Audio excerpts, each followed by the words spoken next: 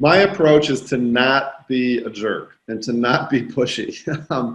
My approach is one of the best things that I've learned early on is sellers are not going to remember you if you walk in and you start talking about how great you are, how you're number one in the neighborhood.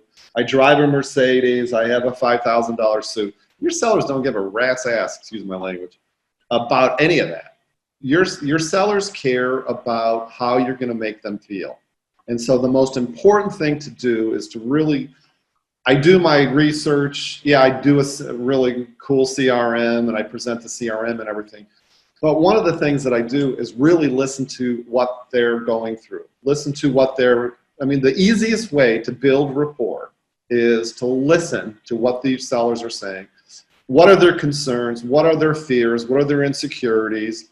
And really listen and empathize with them. And then use that information to see if it's a right fit, and also does it make sense for them to sell right now. But here's the clincher that I've always found.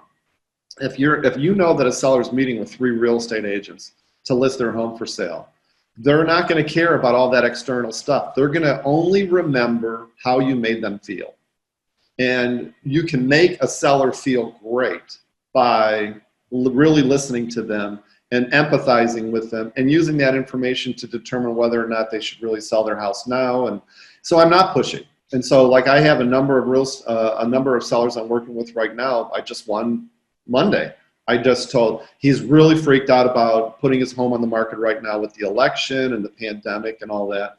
And I said, well, what would make you more comfortable, Rich? Would it make you more comfortable to wait till after the election? Because he was ready to list the house with me.